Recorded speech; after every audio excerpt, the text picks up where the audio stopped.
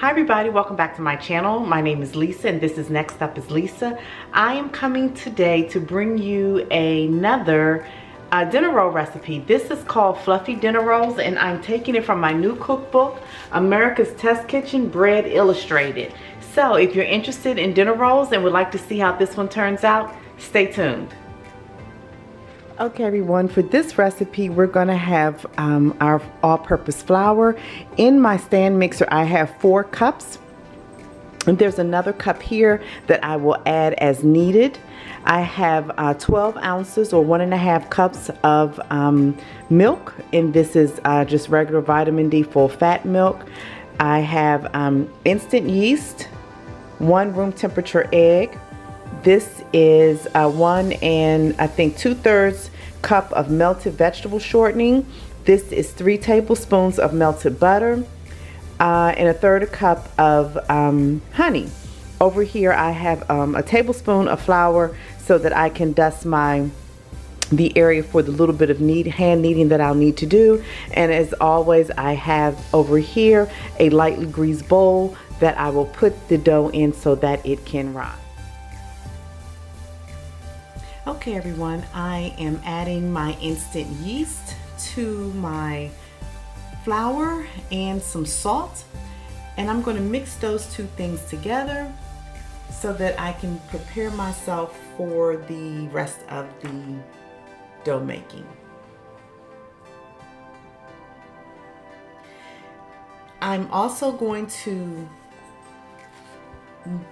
whisk milk, honey, eggs, and our melted shortening and melted butter together in a measuring cup, and I'm going to mix that until the honey has dissolved.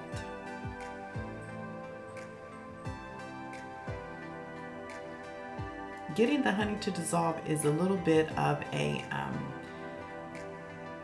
chore because the milk was warm but it wasn't hot, so took a little stirring, but we did get it all melted.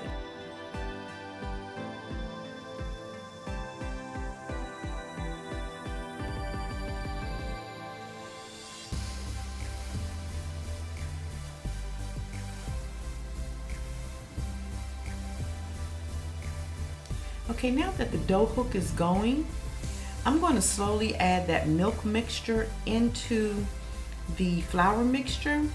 And I'm going to let that mix for about 2 minutes. I want to make sure that there's no dry flour that I can see.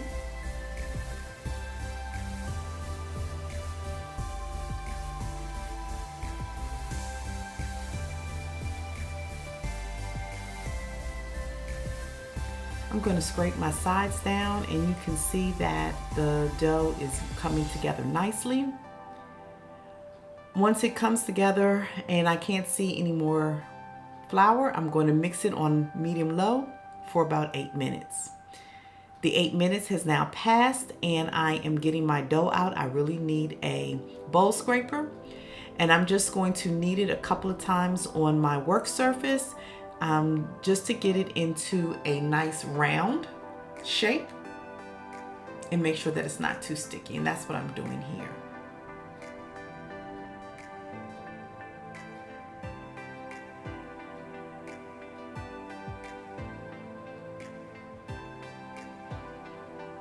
Okay, it's in a nice round, and I'm going to get my oiled bowl. I'm going to make sure that the bowl is oiled all the way up the sides because I don't want the dough to stick as it rises. And now I'm going to put the dough ball in the bowl and I'm going to turn it. I want to make sure that the oil covers the ball so that the dough doesn't dry out. I'm then going to cover it with some plastic wrap and put it in my oven. My oven is off, but I'm going to turn the light on so that it can rise.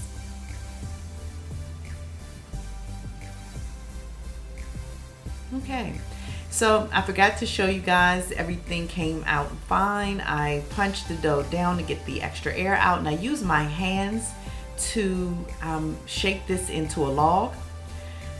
Transparency moment here. I was chit-chatting on the phone and wasn't paying attention to what I was doing, and I started cutting the dough as though I was making cinnamon buns. When I make cinnamon buns, I make 12, but this recipe calls for 15. So I started cutting the dough into even pieces and then marking them like I normally do and counting just to make sure.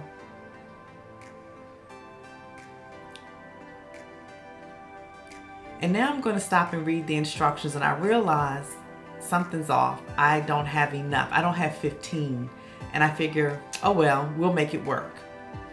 So I'm going to cut all of these pieces into what ends up being 15 pieces. I do a little stealing from some of the bigger pieces to make them even.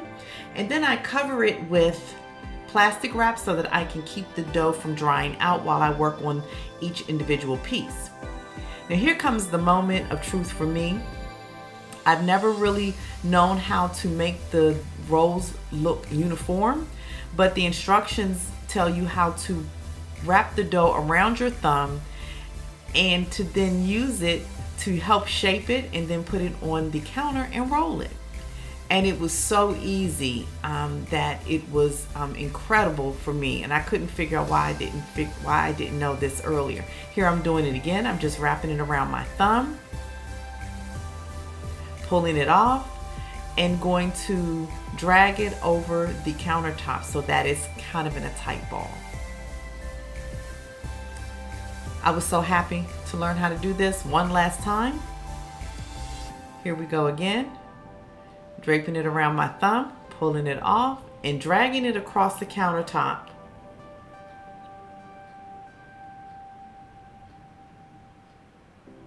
So I did all of that and it worked out. Here are the 15 rolls.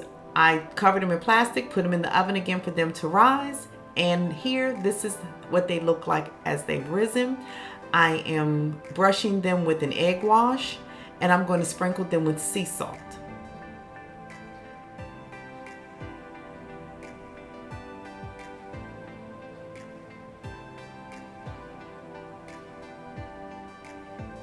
And there you have it, the softest, most fluffy, most delicious rolls I've had. I hope you'll try this recipe.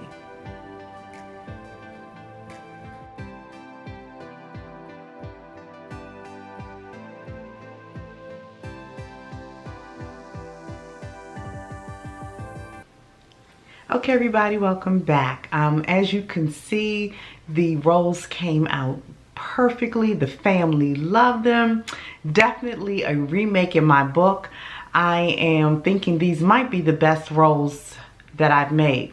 Not only because of the taste, but the ease in making them. What I will say is that the cookbook actually gave me a lot of different pointers and things that helped me shape the dough into the rolls, and that was really paramount for me. The yeast always scared me. This year I decided that I was going to step out of my comfort zone and start making bread. And if you go back on my channel, you can look here and here, and you will find different recipes that I've tried, and hopefully you can see the progression that I've made to get to where I am. But as I told you before, this is the book that I'm using. I have a number of America's Test Kitchen books, and so far they haven't led me wrong. One of my YouTube sisters, Jen Chapin, uses this book. She said that this was the best book that she had had, and then it came across my email and it was on sale, so I thought that I would try it. What I will show you again is it's talking about the best breads. If you look at it, I've actually highlighted areas, taking notes in the margins. They tell you the essential equipment that's needed to bake bread, and it's not just rolls. They're talking about sourdough, they're talking about biscuits, different loaf breads, sweet bread, cinnamon rolls, croissants, all kinds of things. So they're giving you a full class in how to approach your bread. They talk about the different flours to use and why you should use one flour over a different flour.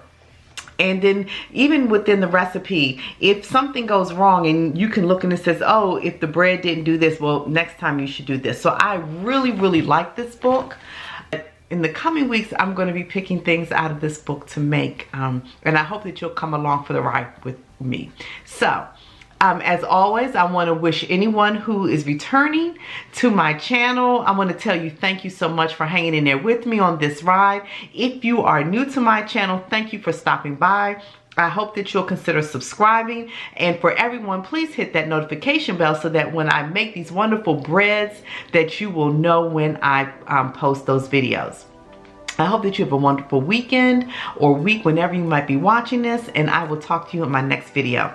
Bye, guys.